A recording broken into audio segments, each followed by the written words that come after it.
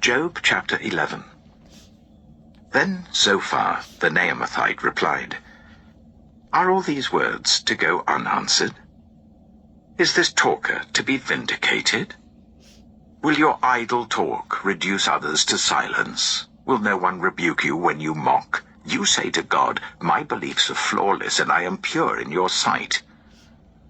Oh, how I wish that God would speak, that he would open his lips against you and disclose to you the secrets of wisdom, for true wisdom has two sides. Know this, God has even forgotten some of your sin. Can you fathom the mysteries of God? Can you probe the limits of the Almighty? They are higher than the heavens above. What can you do? They are deeper than the depths below. What can you know? Their measure is longer than the earth and wider than the sea. If he comes along and confines you in prison and convenes a court, who can oppose him? Surely he recognizes deceivers, and when he sees evil, does he not take note? But the witless can no more become wise than a wild donkey's colt can be born human. Yet, if you devote your heart to him, and stretch out your hands to him, if you put away the sin that is in your hand and allow no evil to dwell in your tent, then, free of fault, you will lift up your face. You will stand firm and without fear. You will surely forget your trouble, recalling it only as waters gone by. Life will be brighter than noonday, and darkness will become like morning. You will be secure because there is hope. You will look about you and take your rest in safety. You will lie down with no one to make you afraid, and many will court your favor. But the eyes of the wicked will fail, and escape will elude them. Their hope will become a dying gasp. Job chapter 12. Then Job replied, "Doubtless you are the only people who matter, and wisdom will die with you. But I have a mind as well as you. I'm not inferior to you. Who does not know all these things? I have become a laughingstock to my friends, though I called on God, and he answered, a mere laughingstock, though righteous and blameless. Those who are at ease have contempt for misfortune, as the fate of those whose feet are slipping. The tents of marauders are undisturbed, and those who provoke God are secure, those whom God has in his hand. But ask the animals, and they will teach you, or the birds in the sky, and they will tell you. Or speak to the earth, and it will teach you, or let the fish in the sea inform you. Which of all these does not know that the hand of the Lord has done this? In his hand is the life of every creature and the breath of all mankind. Does not the ear test words as the tongue tastes food? Is not wisdom found among the aged? Does not long life bring understanding? To God belong wisdom and power. Counsel and understanding are his. What he tears down cannot be rebuilt. Those he imprisons cannot be released. If he holds back the waters, there is drought. If he lets them loose, they devastate the land. To him belongs strength and insight. Both deceived and deceiver are his. He leads rulers away stripped, and makes fools of judges. He takes off the shackles put on by kings and ties a loincloth around their waist. He leads priests away stripped, and overthrows officials long established. He silences the lips of trusted advisers and takes away the discernment of elders. He pours contempt on nobles and disarms the mighty. He reveals the deep things of darkness and brings utter darkness into the light. He makes nations great and destroys them. He enlarges nations and disperses them. He deprives the leaders of the earth of their reason. He makes them wander in a trackless waste. They grope in darkness with no light. He makes them stagger like drunkards. Job chapter 13. My eyes have seen all this. My ears have heard and understood it. What you know, I also know. I'm not inferior to you.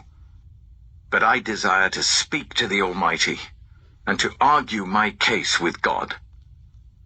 You, however, smear me with lies. You are worthless physicians, all of you. If only you would be altogether silent. For you, that would be wisdom. Hear now my argument. Listen to the pleas of my lips. Will you speak wickedly on God's behalf? Will you speak deceitfully for him? Will you show him partiality? Will you argue the case for God? Would it turn out well if he examined you? Could you deceive him, as you might deceive a mortal? He would surely call you to account if you secretly showed partiality. Would not his splendor terrify you? Would not the dread of him fall on you? Your maxims are proverbs of ashes. Your defenses are defenses of clay. Keep silent and let me speak. Then let come to me what may.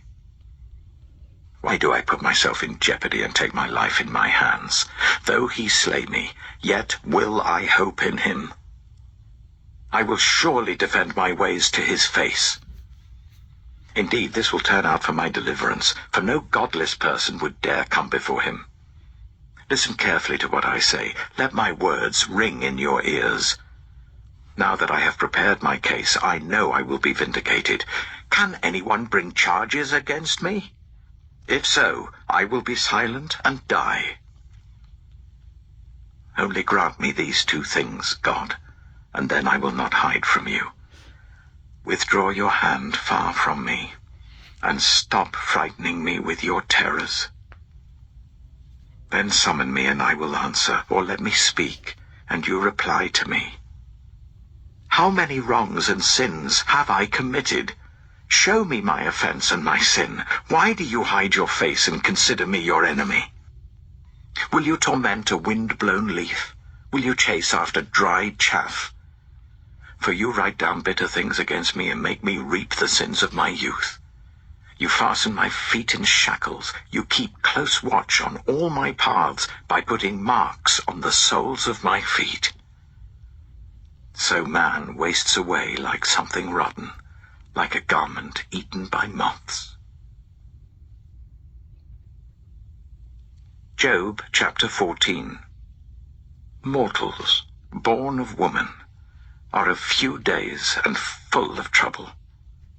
They spring up like flowers and wither away, like fleeting shadows. They do not endure.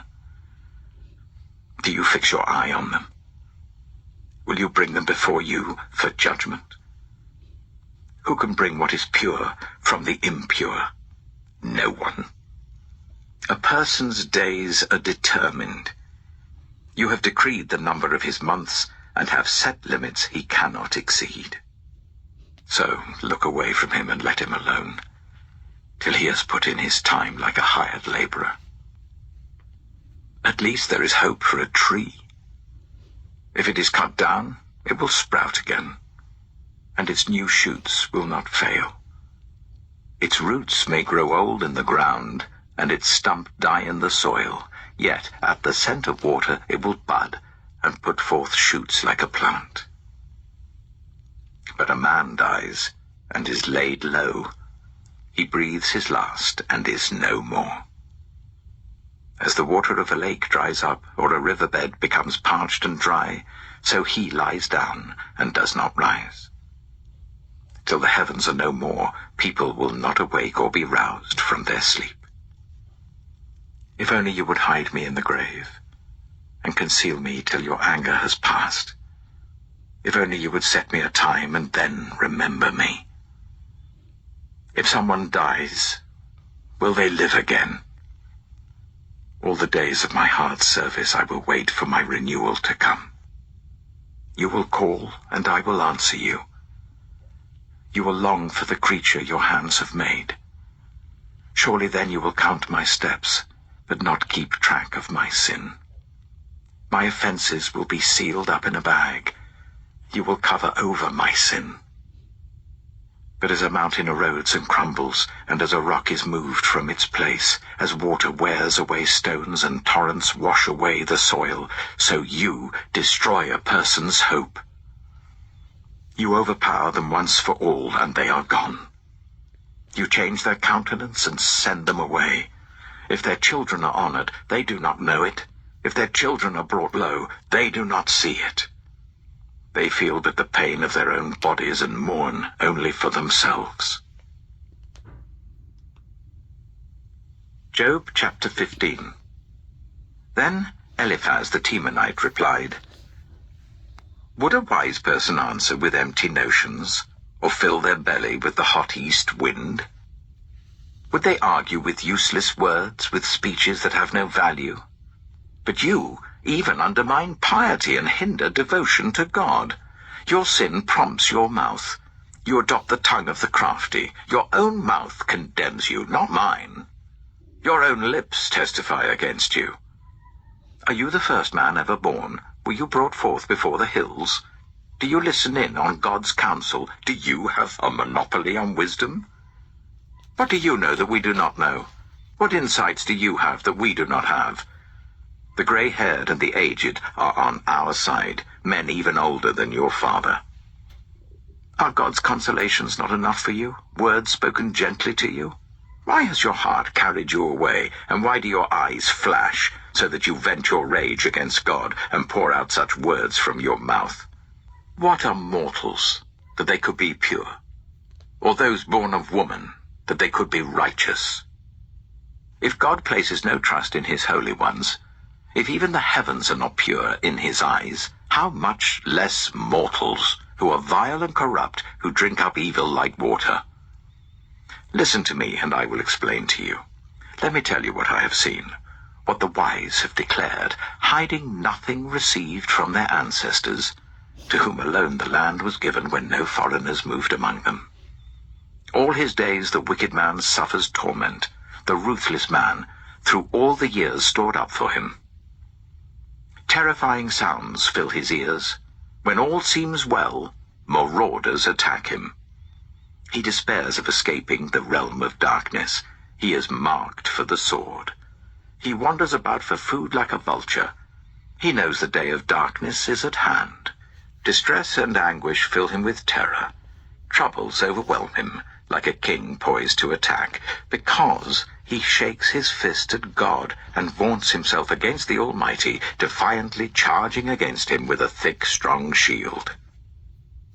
Though his face is covered with fat, and his waist bulges with flesh, he will inhabit ruined towns and houses where no one lives, houses crumbling to rubble.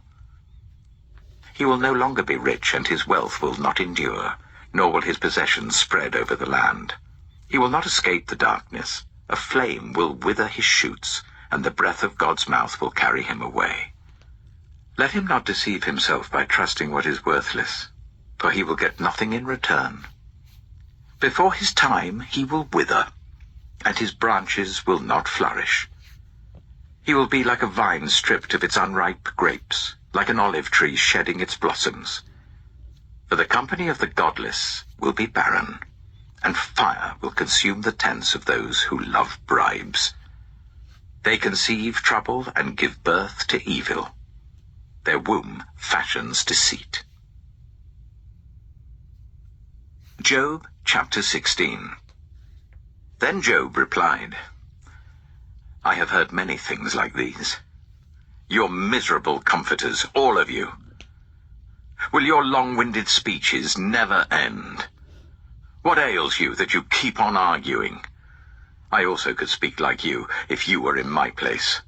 I could make fine speeches against you and shake my head at you. But my mouth would encourage you. Comfort from my lips would bring you relief. Yet if I speak, my pain is not relieved, and if I refrain, it does not go away. Surely, God, you have worn me out. You have devastated my entire household. You have shriveled me up, and it has become a witness. My gauntness rises up and testifies against me. God assails me and tears me in his anger and gnashes his teeth at me. My opponent fastens on me his piercing eyes. People open their mouths to jeer at me. They strike my cheek in scorn and unite together against me. God has turned me over to the ungodly and thrown me into the clutches of the wicked. All was well with me, but he shattered me. He seized me by the neck and crushed me. He has made me his target. His archers surround me. Without pity, he pierces my kidneys and spills my gall on the ground. Again and again he bursts upon me. He rushes at me like a warrior. I have sewed sackcloth over my skin and buried my brow in the dust. My face is red with weeping. Dark shadows ring my eyes. Yet my hands have been free of violence, and my prayer is pure. Earth, do not cover my blood. May my cry never be laid to rest. Even now my witness is in heaven. My advocate is on high. My intercessor is my friend, as my eyes pour out tears to God. On behalf of a man, he pleads with God as one pleads for a friend. Only a few years will pass before I take the path of no return. Job chapter 17. My spirit is broken, my days are cut short, the grave awaits me. Surely mockers surround me. My eyes must dwell on their hostility. Give me, O God, the pledge you demand. Who else will put up security for me? You have closed their minds to understanding, therefore you will not let them triumph. If anyone denounces their friends for reward, the eyes of their children will fail. God has made me a byword to everyone, a man in whose face people spit. My eyes have grown dim with grief. My whole frame is but a shadow. The upright are appalled at this. The innocent are aroused against the ungodly. Nevertheless, the righteous will hold to their ways, and those with clean hands will grow stronger. But come on, all of you. Try again. I will not find a wise man among you. My days have passed, my plans are shattered. Yet the desires of my heart turn night into day. In the face of the darkness, light is near. If the only home I hope for is the grave, if I spread out my bed in the realm of darkness, if I say to corruption, you are my father, and to the worm, my mother, or my sister, where then is my hope? Who can see any hope for me? Will it go down to the gates of death? Will we descend together into the dust? Job chapter 18. Then Bildad the Shuhite replied, When will you end these speeches? Be sensible, and then we can talk. Why are we regarded as cattle and considered stupid in your sight? You, who tear yourself to pieces in your anger. Is the earth to be abandoned for your sake, or must the rocks be moved from their place? The lamp of a wicked man is snuffed out, the flame of his fire stops burning, the light in his tent becomes dark, the lamp beside him goes out. The vigor of his step is weakened, his own schemes throw him down. His feet thrust him into a net. He wanders into its mesh. A trap seizes him by the heel, a snare holds him fast. A noose is hidden for him on the ground, a trap lies in his path. Terrors startle him on every side, and dog his every step. Calamity is hungry for him. Disaster is ready for him when he falls. It eats away parts of his skin. Death's firstborn devours his limbs. He is torn from the security of his tent and marched off to the king of terrors. Fire resides in his tent. Burning sulfur is scattered over his dwelling. His roots dry up below, and his branches wither above. The memory of him perishes from the earth. He has no name in the land. He is driven from light into the realm of darkness, and is banished from the world. He has no offspring or descendants among his people, no survivor where once he lived. People of the West are appalled at his fate. Those of the East are seized with horror. Surely such is the dwelling of an evil man. Such is the place of one who does not know God. Job chapter 19. Then Job replied, "How long will you torment me and crush me with words? 10 times now you have reproached me. Shamelessly you attack me. If it is true that I have gone astray, my error remains my concern alone. If indeed you would exalt yourselves above me and use my humiliation against me, then know that God has wronged me and drawn his net around me. Though I cry, 'Violence,' I get no response. Though I call for help, there is no justice. He has blocked my way so that I cannot pass. He has shrouded my paths in darkness. He has stripped me of my honor and removed the crown from my head. He tears me down on every side till I am gone. He uproots my hope like a tree. His anger burns against me. He counts me among his enemies. His troops advance in force. They build a siege ramp against me and encamp around my tent. He has alienated my family from me. My acquaintances are completely estranged from me. My relatives have gone away. My closest friends have forgotten me. My guests and my female servants count me a foreigner. They look upon me as a stranger. I summon my servant, but he does not answer, though I beg him with my own mouth. My breath is offensive to my wife. I'm loathsome to my own family. Even the little boys scorn me. When I appear, they ridicule me. All my intimate friends detest me. Those I love have turned against me. I am nothing but skin and bones. I have escaped only by the skin of my teeth. Have pity on me, my friends. Have pity, for the hand of God has struck me. Why do you pursue me as God does? Will you never get enough of my flesh? Oh, that my words were recorded, that they were written on a scroll, that they were inscribed with an iron tool on lead or engraved in rock forever. I know that my Redeemer lives, and that in the end he will stand on the earth. And after my skin has been destroyed, yet in my flesh I will see God. I myself will see him with my own eyes, I and not another. How my heart yearns within me. If you say, 'How we will hound him, since the root of the trouble lies in him,' you should fear the sword yourselves. For wrath will bring punishment by the sword, and then you will know that there is judgment." Job chapter 20. Then Zophar the Naamathite replied, "My troubled thoughts prompt me to answer because I am greatly disturbed. I hear a rebuke that dishonors me, and my understanding inspires me to reply.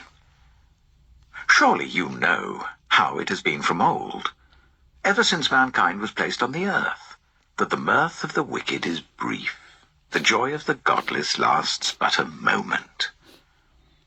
Though the pride of the godless person reaches to the heavens and his head touches the clouds, he will perish forever, like his own dung. Those who have seen him will say, 'Where is he?'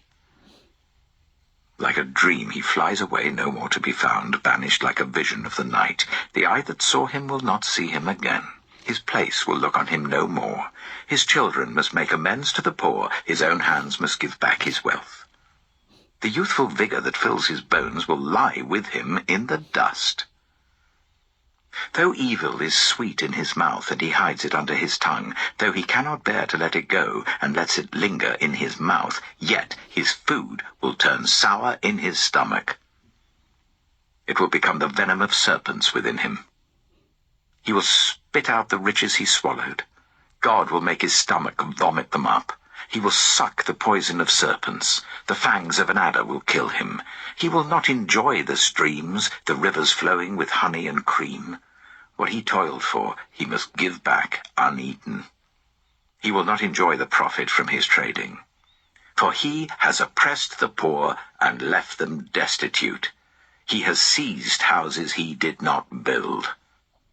Surely he will have no respite from his craving. He cannot save himself by his treasure. Nothing is left for him to devour. His prosperity will not endure. In the midst of his plenty, distress will overtake him. The full force of misery will come upon him. When he has filled his belly, God will vent his burning anger against him and rain down his blows on him. Though he flees from an iron weapon, a bronze-tipped arrow pierces him. He pulls it out of his back, the gleaming point out of his liver.